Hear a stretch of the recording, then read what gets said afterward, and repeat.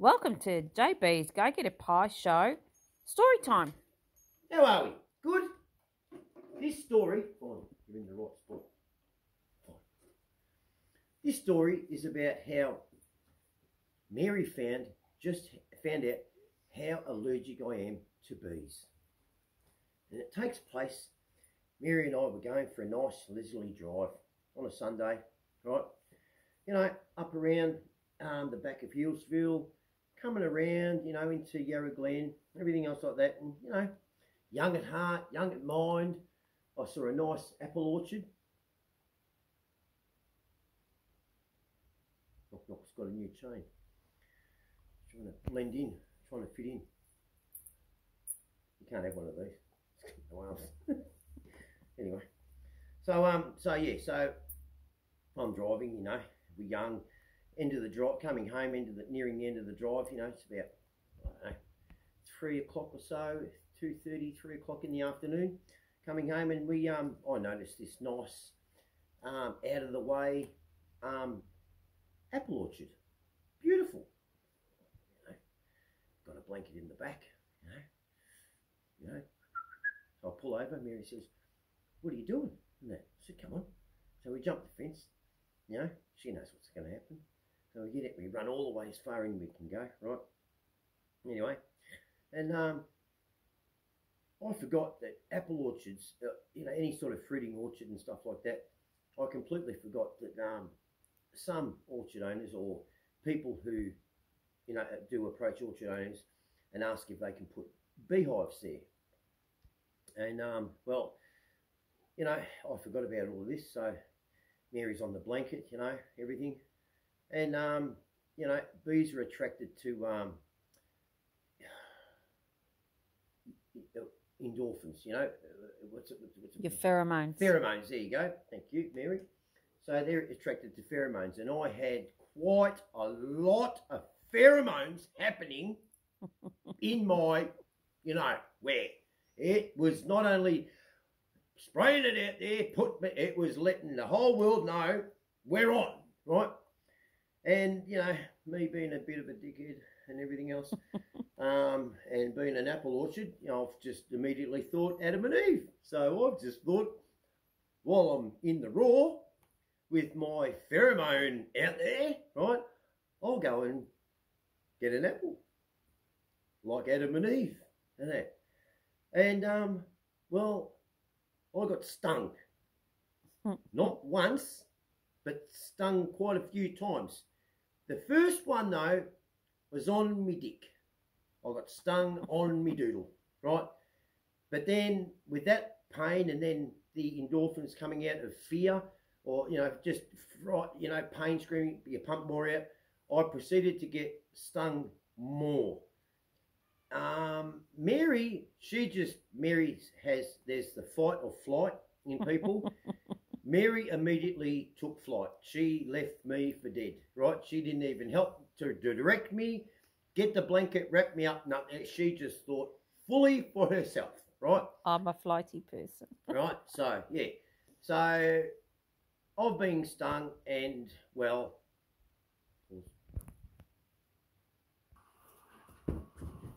and this is what the outlook was at the end when I got stung.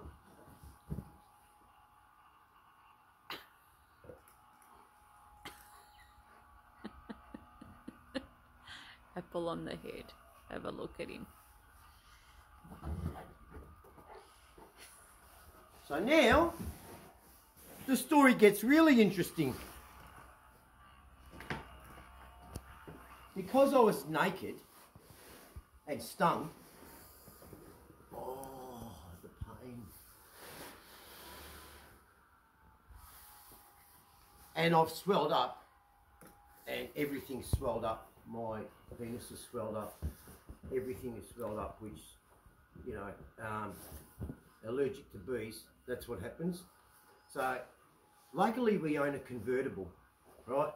Because otherwise I wouldn't have been able to get in the car, right?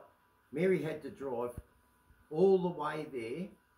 All Mary could do was just look at my doodle swelling up, right?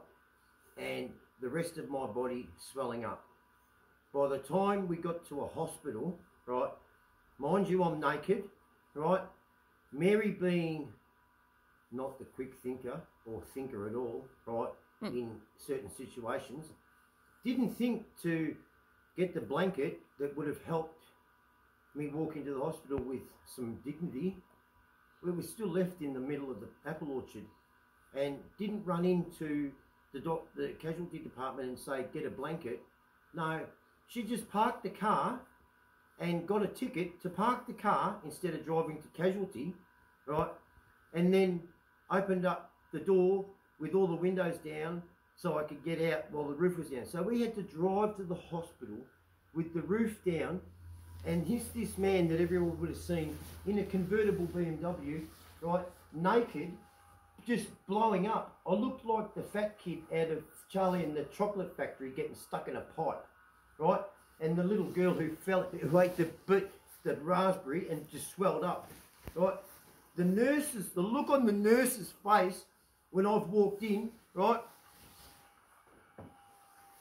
trying to cover my appendage, which at that point I couldn't even find anymore because I'd swelled up. It was the size, well, it wasn't the size, it was the size of a pinhead compared to the rest of my body. My penis, I thought, had actually retracted, and that it's gone. But the other part of it seemed to swell, which was my balls. They were like a football, right? And they've just, all the nurses just stood there and just, while they were like, oh, you could also, they couldn't hold it back. They laughed. It was a punishing time, and very, yeah. There was a lot of sympathy, and also a lot of, are you all right? Right, and I had to take more needles, right, to counteract the shock that my body went into, and because my penis was erect at the time I got stung by the bee, what happens in that case is muscles close for outward flow of blood so you can maintain an erection. Well, when this bee stung me, and I still have the look of the face of the bee because I was looking at it on my doodle, and I'm just, no, it was within a second, and it's looked at me going, dink, and stung me, right? The valves to my penis that let the blood flow out were closed, but the valving to let blood in didn't close. So they had to extract blood from my penis to allow blood to flow out so it could replenish with fresh blood. It was a nightmare, people. It wasn't anything I didn't think was ever funny until I started this. And I look at it now and it's an absolute joke. I mean, it's laughable. I laugh about it all the time, you know. But I do avoid apples now in Coles, in anywhere. I don't go, I have a fear of apples, right? I do. I hope you like that story, right? Like and subscribe and go get a pie. No. Right. On a note, as I will leave all this, I did an interview with Eamon on Old Not Dead. Okay? Right. Got it right. Grouse interview. Thank you, Eamon. You couldn't have put it any better, right? And I can only imagine how much cutting you would have had to have do, because watching myself while you were interviewing me, I'm not an easy person to interview. I just don't shut up, do I? Right? So I'm now learning, after seeing that interview, which was grouse, to just slow down a bit and speak more with less hands moving, everything else like that. But I'd like to special thanks to Eamon for that, Old Not Dead, and to all the people. I've read the comments on Eamon's channel about the video, and I'm so overwhelmingly happy and that people have watched it and have taken what I'm trying to get out there, because I was looking for that same thing and no one was doing it. They're all talking about talking to people and everything, but no one, not one survivor has said, give it a name. I'm sorry to all the people. I apologise to all the people out there named David, right? That's what I've called it. I'm not calling for all out there to call it David. You can call it whatever you want, right? Call it your ex-missus's name. I don't care. You know, ex-boyfriend, you know, or for the genders, call it to them. I don't know, right? But just don't call it your own name, because that'd be just stupid. Then people will know you're insane if you say, get away, Justin. Justin, get away. Right? That just won't work, right? I met up with a few guys, grouse blokes, and really it was 3 blokes who I met up with, who took me to see the main one, Andrew, right, in Horsham, because they're concerned about him, and they each told me their story. What I'm doing is, it's working. It's go get a pie and just give it a name.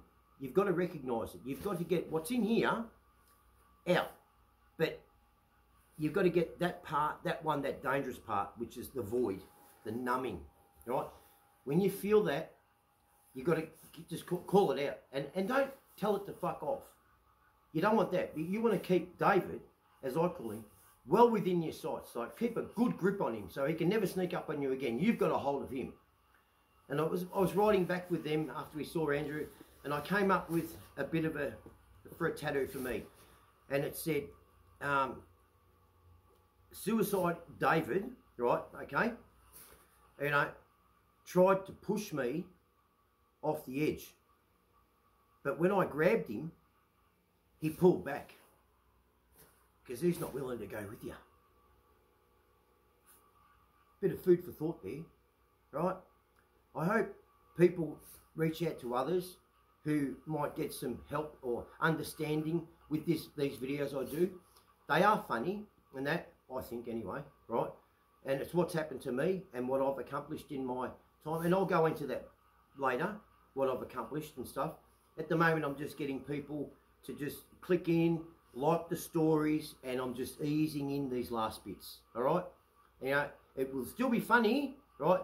But I will put in more nightly views of, or, you know, not nightly, but weekly stories where they won't be funny. It'll be something that I've worked through to help people. Because I saw a friend today and they said, Justin, if you don't back these stories up with yourself, helping yourself, people will just think you're a dickhead, right? And that's true, right? At the moment, I'm just basically, what I've got to back me up is I'm still here. And that's all I've got at the moment. I'm still here. So I'm using my stories to help others gain some traction by going to get a pie, because there's a 40% downturn in pie sales.